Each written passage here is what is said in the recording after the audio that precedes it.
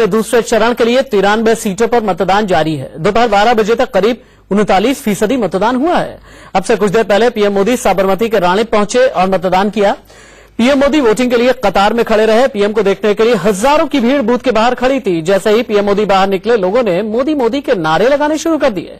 इसके बाद पीएम पैदल ही आगे बढ़ते गए। पीएम ने लोगों को स्याही लगी उंगली दिखाई। पीएम के पीछे हुजूम चलता रहा और पीएम आगे बढ़ते रहे।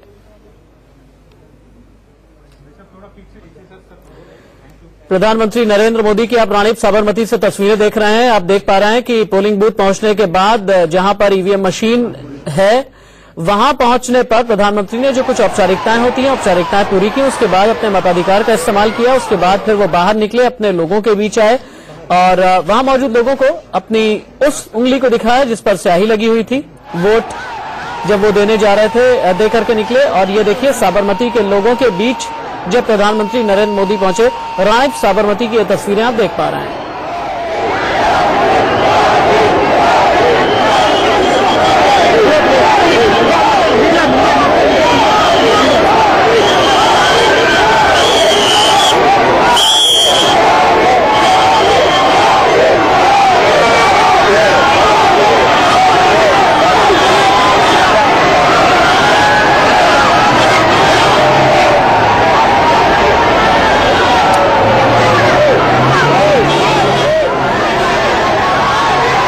देखिए, रानीप साबरमती की ये तस्वीर अभी आपने देखी। अब 4 अलग अलग तस्वीर आप देखिए। प्रधानमंत्री नरेंद्र मोदी से ही जुड़ी हुई 4 तस्वीरें। जब कतार में प्रधानमंत्री लगे और उन्होंने ये बताया और ये संदेश और संकेत देने की कोशिश की कि ये लोकतंत्र के प्रति उनकी आस्था है और ये पूरा हिंदुस्तान देखे कि किस तरह कतार में प्रधानमंत्री नरेंद्र मोदी खड़े होकर के अपनी बारी आने का इंतजार कर रहे हैं। दूसरी तस्वीर, जब ईवीएम तक गए मोदी, उन्होंने वोट डाला। उसके बाद वोट देने के बाद जब बाहर निकले, वो उंगली उन्होंने दिखाई जिस पर स्याही लगी हुई थी। जैसे ही रानीप साबरमती पहुंचे प्रधानमंत्री, सोमाबाई मोदी जो उनके बड़े भाई हैं, उनके पैर छुए। सोमाबाई मोदी एक बेहद सादगी भरी शख्सियत है। जल्दी कैमरे की लाइमलाइट में नहीं नजर आते। सियासत से उनका कोई लेना देना नहीं है। एक चैरिटेबल ट्रस्ट चलाते हैं वृद्धों के लिए, बुजुर्गों के लिए।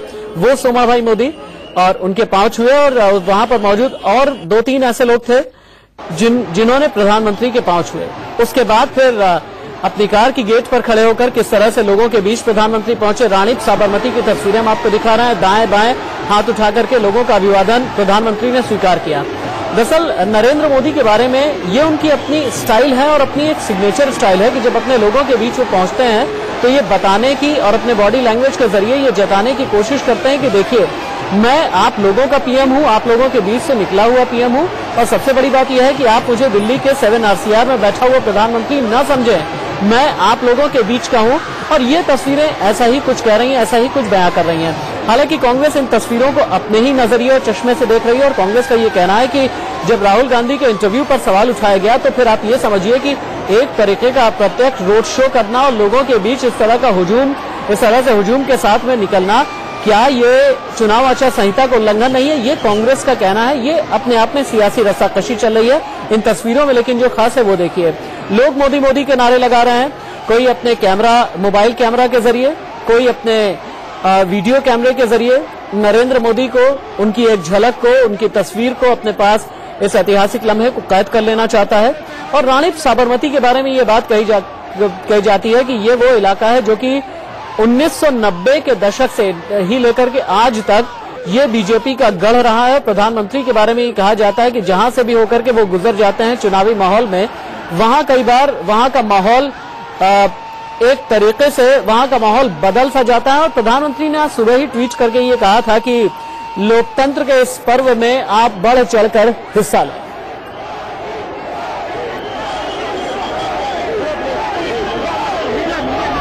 इससे पहले प्रधानमंत्री ने जब गुजरात में जब चुनाव का सिलसिला शुरू हुआ होती है और इस तस्वीर की तासीर भी बहुत खास है।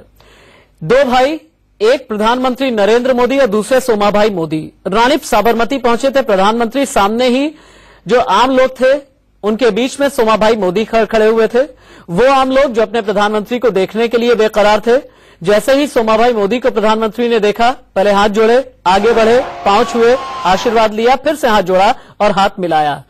सोमाबाई के साथ खड़े हुए 2 लोगों ने फिर उनके पांव छुए। कतार में किस तरह से प्रधानमंत्री नरेंद्र मोदी खड़े थे, अब हम आपको ये दिखा रहे हैं। उनके आगे खड़े हुए लोग उनसे कुछ बातें कर रहे हैं।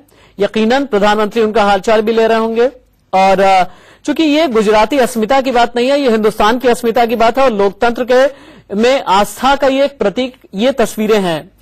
आसपास हालांकि पीछे आप ये देख सकते हैं कि लोगों का हुजूम था, लेकिन एक आम आदमी की तरह कतार में खड़े होकर के प्रधानमंत्री ने अपनी बारी का इंतजार किया। उसके बाद अंदर पोलिंग बूथ में जाकर के उन्होंने पहले वोटर लिस्ट में अपना नाम देखा, उसके बाद सिग्नेचर किए, उसके बाद अपने हाथ की उंगली पर स्याही लगवाई, फिर आगे गए। ये पर्ची उन्होंने पोलिंग बूथ पर मौजूद पीठासीन अधिकारी से ली और उसके बाद ईवीएम की तरफ गए बिल्कुल अकेले और पूरी तरह से चुनाव आचार संहिता का पालन करते हुए। और उसके बाद फिर वापस आए तो फिर से हाथ उठा करके अभिवादन स्वीकार किया, बाहर आए और हाथ जोड़ करके लोगों की तरफ देखा। वहां महिलाएं भी थी, वहां बुजुर्ग भी थे, वहां युवा भी थे।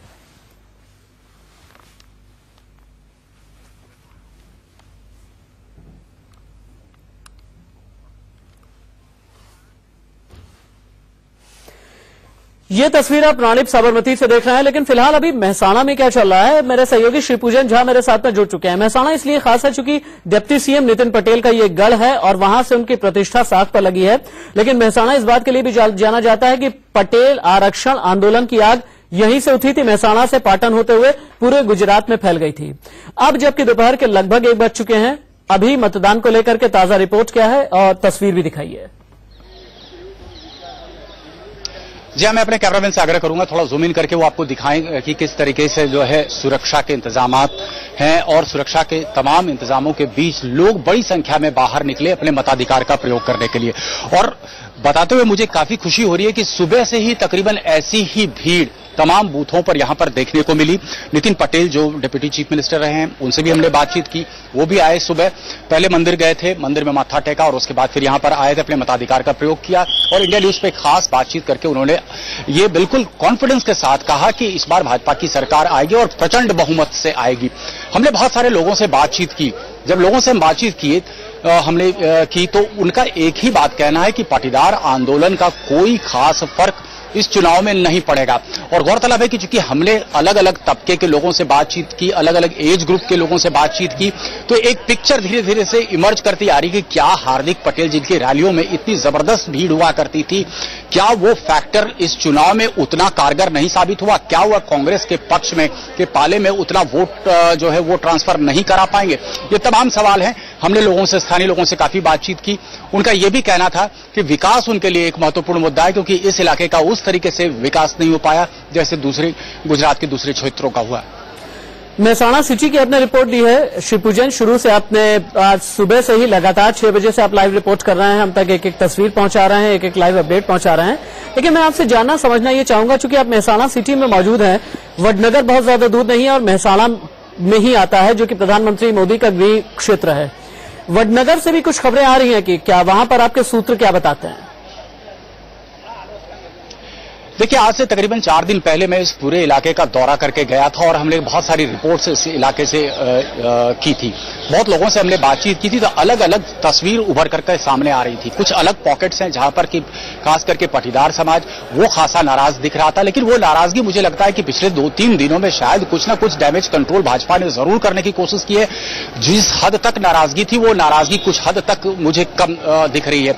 बूथों पर जो लोग आ रहे हैं वोट डालने के लिए, बहुत बड़ी संख्या में लोग बाहर निकल करके आ रहे हैं, उनसे बात कर रहे हैं तो कहीं ना कहीं मुझे ऐसा प्रतीत हो रहा है कि उतनी नाराजगी नहीं लोगों में रह गई है जितनी नाराजगी आज से कुछ वक्त पहले थी। मुख्य नाराजगी इसी बात को लेकर के थी कि उनका दमन किया गया। रिजर्वेशन के मुद्दे पर वो हालांकि बहुत हद तक चुप्पी साधे हुए हैं। दूसरी बात, कुछ ऐसे भी नेता हमें मिले जो सवाल खड़ा कर रहे थे कि आखिर कांग्रेस के साथ क्यों चले गए हार्दिक पटेल। कुछ लोग हार्दिक पटेल के खुद के जो सीडी कांड थे उसको लेकर के भी सवाल कर रहे थे और तकरीबन यही वाडनगर की भी स्थिति थी। वाडनगर में इलाके में घूमे, हम उस जगह पे गए जहां नरेंद्र मोदी ने जिस स्कूल में पढ़ाई की थी, हम उस चाय की दुकान पर पहुंचे, वहां पे हमने बात की। कुछ वोटर्स हमारे पास आए, आप लोग कुछ बात करना चाहेंगे हमसे? आइए। आपने वोट डाल लिया? वोट डाल दिया। आपके लिए मुद्दे क्या थे वोट के? मुद्दे क्या, जो विकास जो हो रहा था इतने सालों से, वही विकास को लेकर हमने वोट दे दिया। एक सवाल हम आपसे करना चाहते हैं कि हार्दिक पटेल बहुत बड़ा नाम उभरे गुजरात में, बहुत सारी रैलियां उन्होंने की। आपको लगता है कि हार्दिक पटेल का कोई फैक्टर जो है काम करेगा? कुछ नहीं हुआ, ऊपर से उसने तो अच्छा काम नहीं किया, लेकिन ठीक है वो सब छोड़ दो बात को, उसमें कुछ होगा नहीं। आपने ये भी देखा किस तरीके से 2 दर्जन से ज्यादा मंदिरों में राहुल गांधी गए, जनों भी दिखाया गया।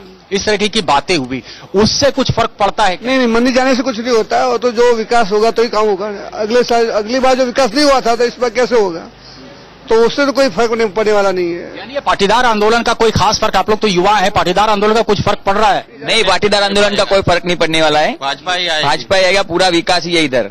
विकास ही चाहिए आपको, विकास के मुद्दे, विकास ही चाहिए। मणिशंकर अय्यर ने जब उस तरह से प्रधानमंत्री को नीच कहा था, क्या वो एक मुद्दा जहन में है? आपको लगता है कि मणिशंकर अय्यर को वो बयान, हालांकि उनको पार्टी से निकाल भी दिया गया? हाँ, निकाल बहुत मुद्दा है ये। हमको बहुत लग रहा है कि हमारे गुजरात के नेता को ऐसा बोला है।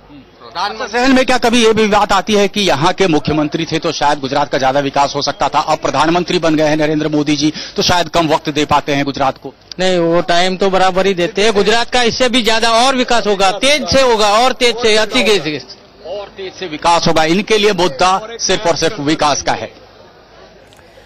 ठीक है शिवपूजन, आप रहिए हमारे साथ में। और शिवपूजन जी, चूंकि शुरू से ही हमें 6 बजे से ही लाइव रिपोर्ट करके जनता का मिजाज टटोलने की कोशिश कर रहे हैं, उनके जहन में मुद्दे क्या चल रहे हैं, उनके जहन में कौन कौन से इश्यूज चल रहे हैं, ये भी समझने की और जानने की और जांचने की कोशिश कर रहे हैं। लेकिन अभी तक जो समझ में आया है, हार्दिक पटेल के गांव चले जाइए, वीरमगाम, वहां से भी लाइव रिपोर्ट हमने दिखाई और मेहसाणा से भी हमने लाइव रिपोर्ट दिखाई, जहां पर एक तरह से हार्दिक पटेल का वर्चस्व कहा जा रहा था।